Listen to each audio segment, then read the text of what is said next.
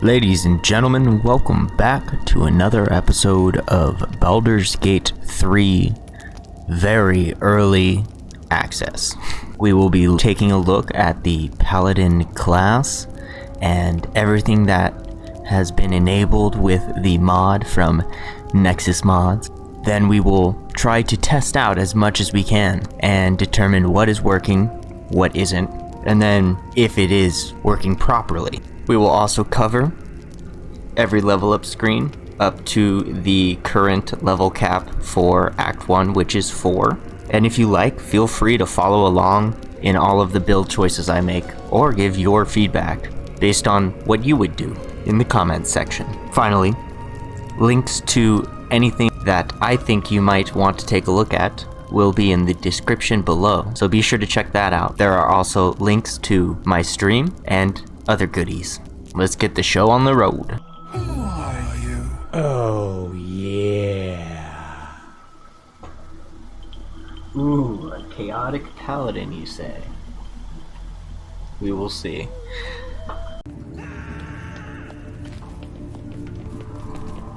There. Greetings, child. I've met few aside from goblins here. You recognize the Scourge. This man is a follower of Loviatar, goddess of pain.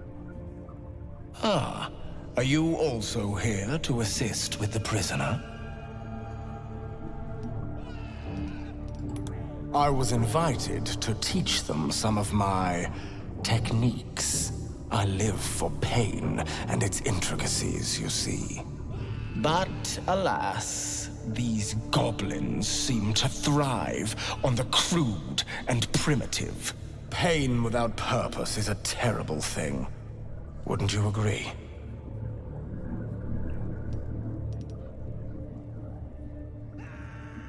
What's the follower of the Maiden of Pain doing here? Ah, you are familiar with the Scourge Mistress. Good. I am simply spreading her message, friend. I worship her through pain, usually my own. But I have a skilled hand when it comes to its infliction. Care to expand your horizons? It will be worth it. You have my word. By all means. Let us see what his skilled hand might get up to.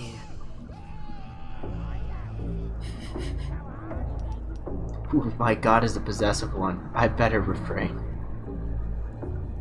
That's great. Unfortunate. Loviatar is always happy to share her pleasures. Alright, we're gonna sink our teeth into the Paladin class here. I will give my brief opinion and thoughts on each aspect. I did have to download a couple mods to get everything to work nicely. I will list them in the description down below. Or just ask. Looking at Paladin at level 1. Whether sworn before a god's altar and the witness of a priest, in a sacred glade before nature's spirits and fey beings, or in a moment of desperation and grief, with the dead as the only witness. A paladin's oath is a powerful bond. Proficiency in simple and martial weapons, heavy, light, and medium armor, shields, and charisma and wisdom saving throws. We also gain the action Lay on Hands. Your blessed touch can heal wounds. You have a pool of healing power that replenishes when you take a long rest. Range 1.5 meters, and it requires a full action as well as a Lay on Hands charge.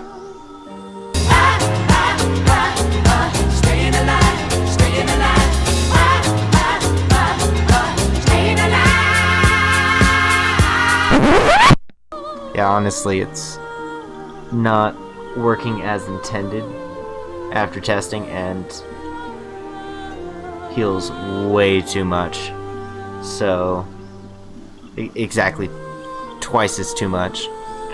It ticks twice for some reason. But still, you can get someone from being downed to up on their feet in one action, which is really nice. Allows you to throw something like Healing Word as a secondary pickup. You can pick up 2 teammates in one turn. Very nice. Very nice indeed. A follower of the deity Selûne.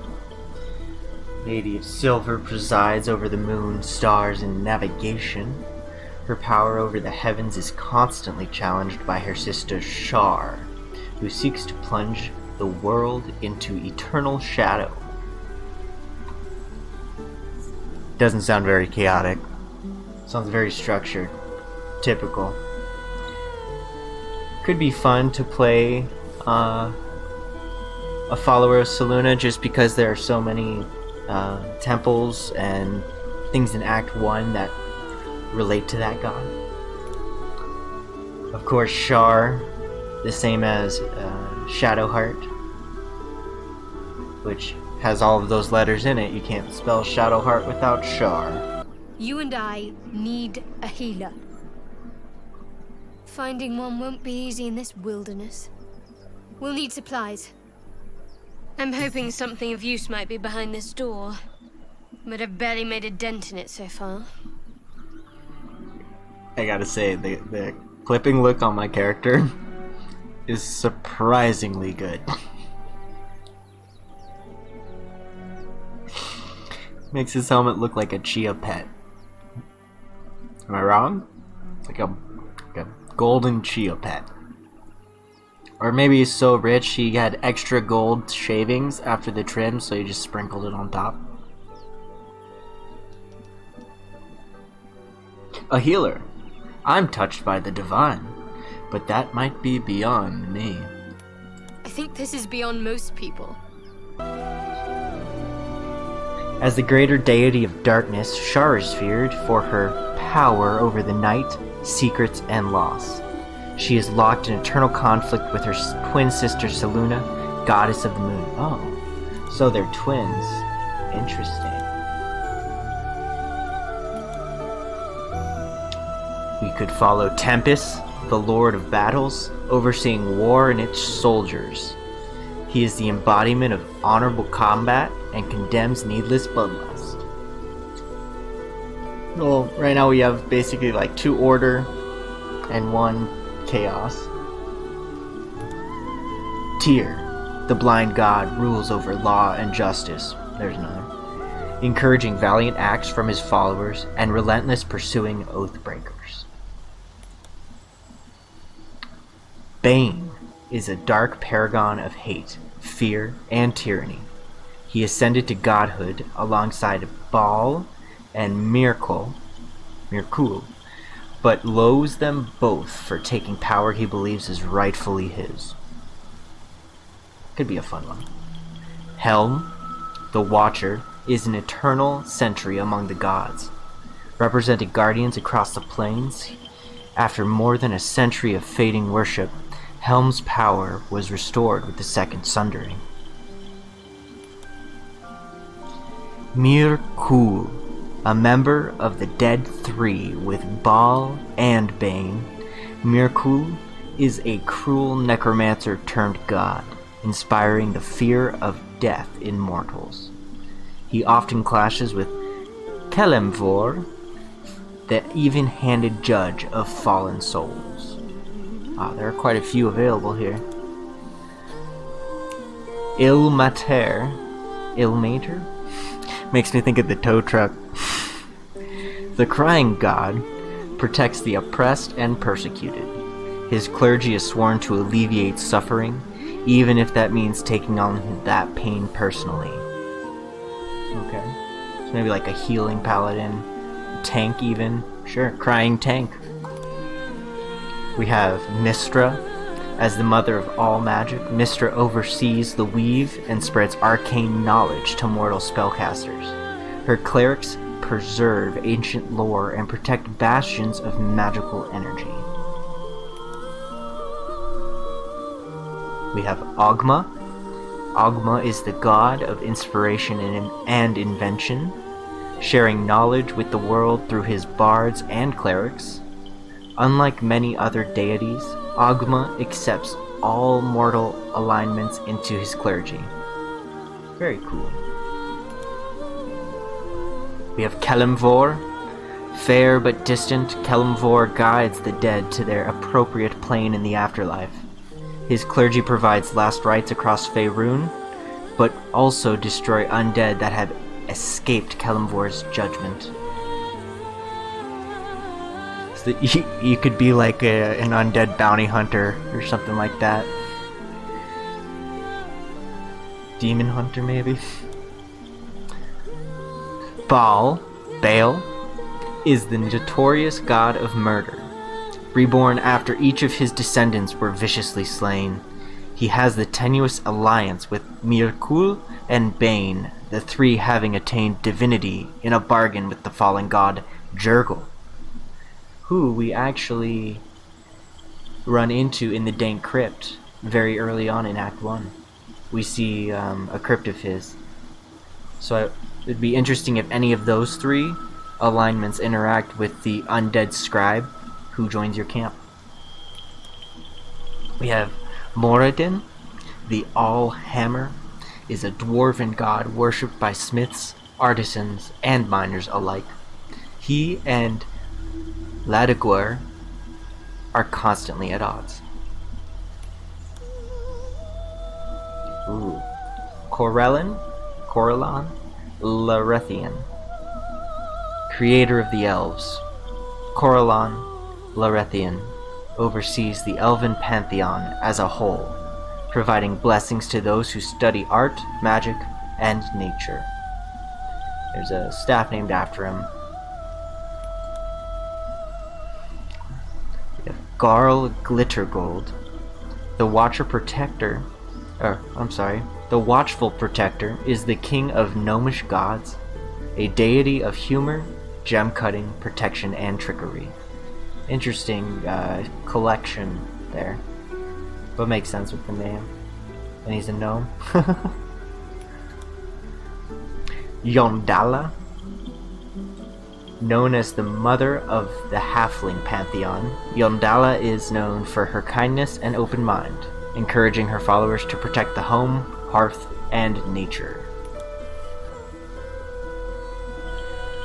Lolth. This is the one I was waiting for.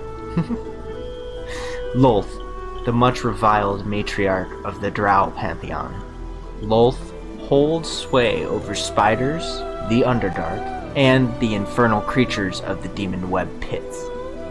Her primary goal is to corrupt all drow, transforming them into heartless cultists. Gnolls, vicious, monstrous humanoids, can spawn from the corpses of dying hyenas. Oh, he's Paladin of Lolth. Her belly splits like a rotten fruit, birthing a frenzy of claws and fangs.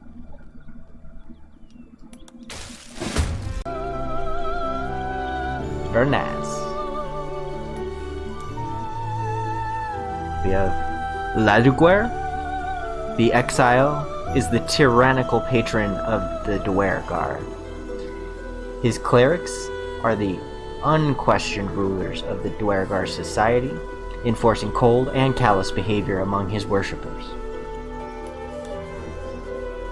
I should really be looking at these.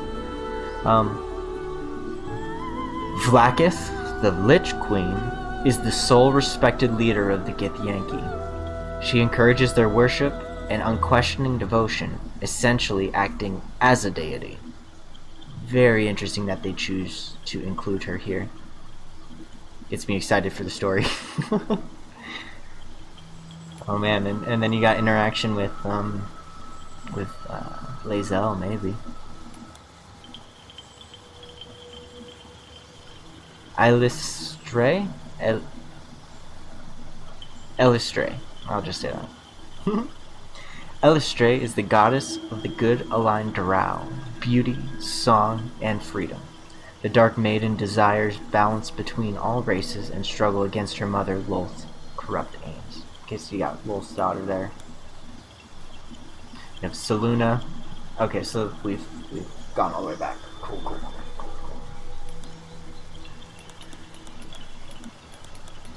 Let's just... Okay, so... The only thing that's changing is the description. Cool. That had me worried. Something else was changing. I think we are going to go... I wanted to try Lolth. But...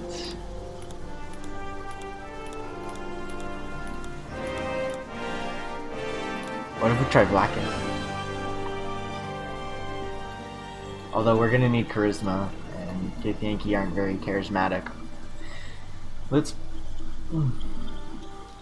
Who has charisma? We got halflings.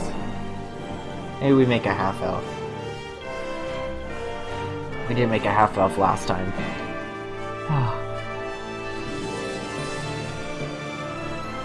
Yeah, and we can do like a half-drow. That works. That totally works. Yeah, we'll just do drow. You can call me Shadowheart. Two half-elves walking around together? Everyone's going to think we're cousins. Don't mistake blood for kinship.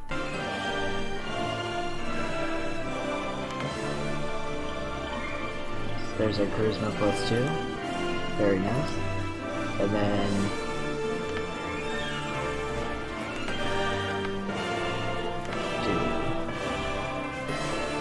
Strength. Oh yeah, we gotta spread it out. So we'll do strength and constitution.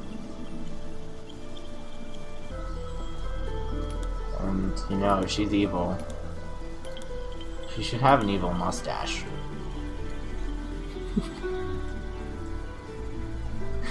Oh my gosh. I was looking over. You'll never even know that she's evil. She's got a clean mustache. Yeah, we don't need persuasion, we have intimidation. Well, we don't need athletics either, though. That'll work. Pretty sure that's the same one I used for the bard. But, I mean, they're very similar characters. What I'm realizing. I assume you're no accomplished healer either. Powerful cleric, maybe?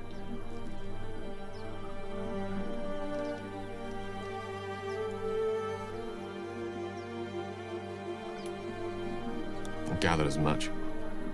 We'll have to look for a solution elsewhere. Hello. Lots of features added at level 2, it looks like. Lots of spells. Of course, we don't get to choose any of them, but still, that's a lot for one level. Let's go through them real quick. We have Divine Smite, which is our main cantrip. Holy diver, you've been down too long in the midnight sea. Oh, what's becoming of me? 1d8 plus 3 bludgeoning. That seems really strong. Obviously, make a melee weapon attack. On a hit, expend 1 spell slot to deal radiant damage to the target in addition to the weapon's damage. The extra damage is 2d8 for the first level spell slot, plus 1d8 for each spell level higher. And that's to a maximum of 5d8. Wow. So 40 damage max. The damage increases by 1d8 if the target is undead or fiend, so maybe even 45 damage. I mean, no, 48. Searing Smite is a level 1 evocation spell. You have 1d8 plus 3 bludgeoning. Your weapon flares with the white hot intensity. It deals an extra 1d6 fire damage and marks the target with Searing Smite. The target with Searing Smite takes 1d6 fire damage every turn until it succeeds on a Constitution saving throw. Wow. Very nice level 1 spell right there. Girl, girl, girl, girl, you're gonna set me on fire. My brain is flaming, I don't know which way. Bless, we know Bless. It's okay. Bless up to 3 creatures, they receive d4, bonus to attack rolls and saving throws. Command Halt, also something we're familiar with. You can prevent it from moving or taking actions, and that's a Wisdom saving throw. Nice little ranged CC. We have Cure Wounds. Again, a touch heal, so not super useful, but at least it's there. Good for, I don't know, a quick pickup plus heal. We have detect good and evil, makes sense for a paladin. Naturally, you detect supernatural creatures. So like if you're to use that and run into Auntie Ethel maybe, we will go ahead and play with that for sure as soon as we get into the Grove. We also have a couple placeholders here. Both Divine Favor, your prayer empowers you with Divine Radiance. Gain Divine Favor for 1 minute. Hey, Macarena. Put the chopper on a nigga, turn him to a sprinter. Bitches on my dick, tell him give me 1 minute. Hey, Macarena. And we have Heroism. Heroism is also available on the Bard. We checked it out there, but I will be sure to include it later on as well.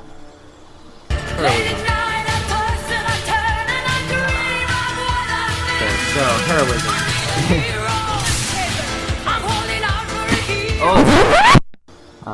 Protection from good and evil, we are also familiar with. Concentration that protects a creature against aberrations, that's celestials, elementals, fae, fiends, and undead. We are also familiar with Shield of Faith on the cleric. We have Thunderous Smite is a new spell. We have 1d8 plus 3, and that is to make a melee weapon attack against the target creature. On hit, your weapon swing rings with thunder that is audible within 300 feet of you, and the attack deals an extra 2d6 thunder damage to the target. Additionally, if the target is a creature, it must succeed on a saving throw or be pushed 10 feet away from you and be knocked prone. Very useful. 1d8 plus 3. You don't get the extra d6, but yeah, that is really strong. Oh no, we're gonna rock down to Electric Avenue, and then we'll take it higher. Yes! Oh my god! These spells are very powerful, that's for sure. My guess is as a paladin you probably get fewer spell slots, so makes sense that they're a little stronger.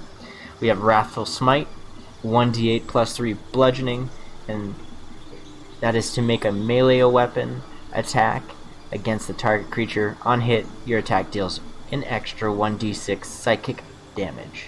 Additionally, if the target is a creature, it must make a wisdom saving throw or receive a Wrathful Smite for 1 minute.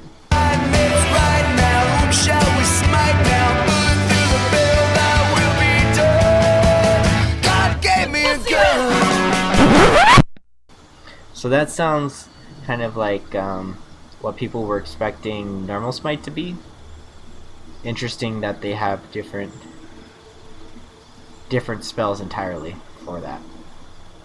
And you get to choose a class passive. We can go defense to receive 1 bonus to AC. We can receive bonus to dueling, so when we are wielding a melee weapon in one hand and the other is empty. Oh, yeah, it's plus 2 damage to rolls, yeah, with that weapon, increasing your chance to do heavy damage. Nice.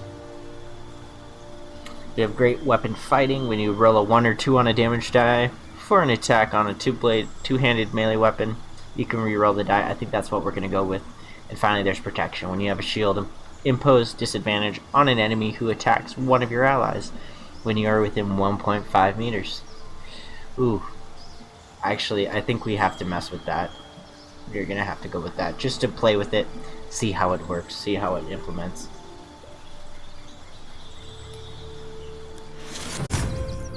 The Oath of the Ancients is as old as the race of elves and the ritual of the druids.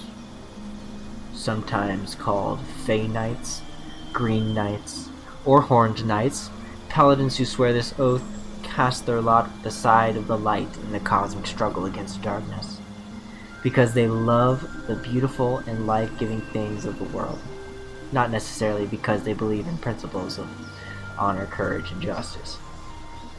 They adorn their armor and clothing with images of growing leaves, antlers, flowers, and other things to reflect their commitment to preserving life and light in the world. More importantly, we get Nature's Wrath. You can use your channel divinity to invoke primeval forces to ensnare a foe. As an action, you can cause spectral vines to spring up and reach for the creature within 10 feet of you that you can see. The creature must succeed a strength or dexterity throw, whichever is highest, or they receive Nature's Wrath.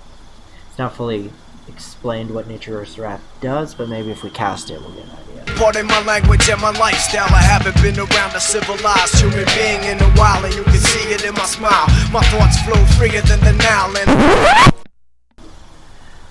Turn the Faithless. It inflicts for 3 turns. It looks like fear. You can use your channel divinity to utter ancient words that are painful for Fae and fiends to hear. As an action, you present your holy symbol, and each Fae or fiend within 9 meters of you can hear you. Must make a wisdom saving throw. On a failed throw, the creature receives turned for 1 minute. They played the monster mash. It was a graveyard smash. They played the mash. It's a horn and a flash. That says 3 turns in the thumbnail there. So I'm guessing that's how they break it down. Ensnaring Strike will give us an attack that summons Thorny Vines, dealing 1d8 plus 3 bludgeoning damage and possibly entangling our target.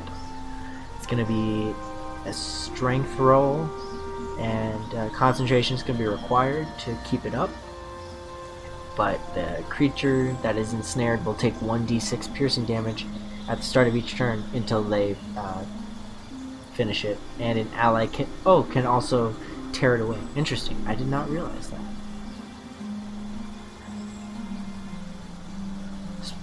We also get to speak with animals. Kind of nice. Then we have the Oath of Vengeance. The Oath of Vengeance is a solemn commitment to punish those who have committed a grievous sin. When evil forces slaughter helpless villagers, when an entire people turn against the will of the gods, when a thieves' guild grows too violent and powerful, when a dragon rampages through the countryside. That feels one too many.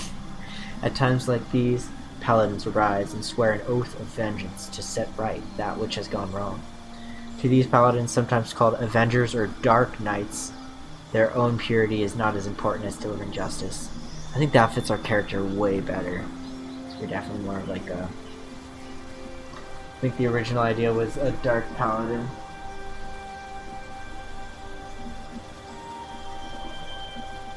But, yeah.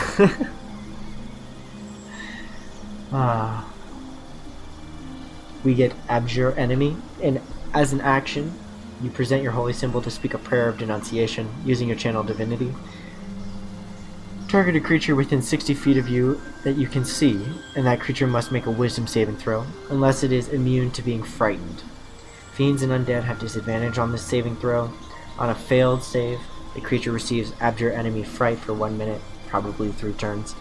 On a successful save, creatures receive Abjure Enemy Slow for 1 minute. So it's nice, it's like guaranteed, either way.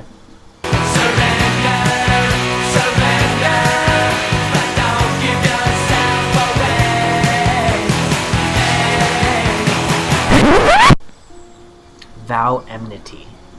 As a bonus action, you can utter a vow of enmity against a creature that you can see within 10 feet of you using your channel divinity. Okay, so both these are divinities.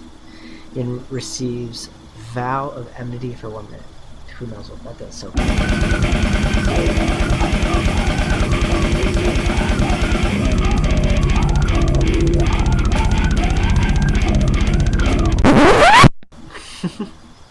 You got Bane. Pretty useless. And you get Hunter's Mark. Not completely terrible. An extra 1d6 bludgeoning whenever you hit it with weapons, so pretty useful if you want to deal a lot of damage to a big creature. So.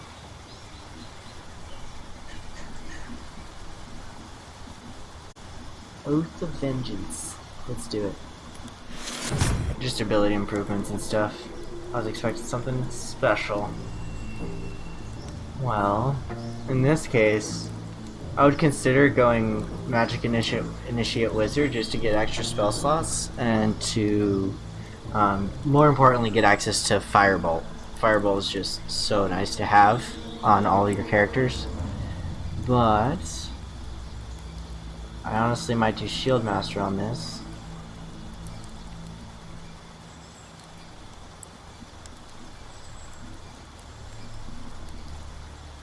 I'll do Shield Master and just go back to using a shield.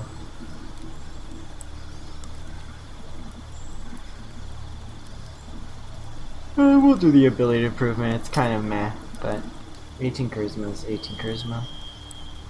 Or we could do 18 strength. Let's see. Right now, spells that need charisma to hit, not very much.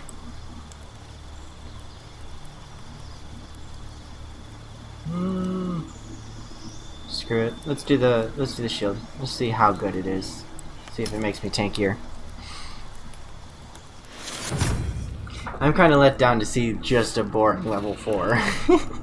But that's just me. Oh my god, I'm still wearing the war paint. Decorated with war done. I wonder, can we talk to the spiders now?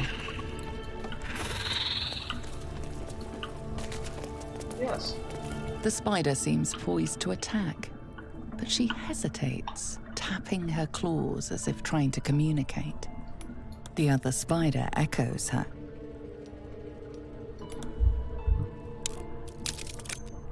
Oh, seriously, a 15? Come on. Thank you. The spider relaxes, slightly, but you feel her hunger and fear beneath the surface.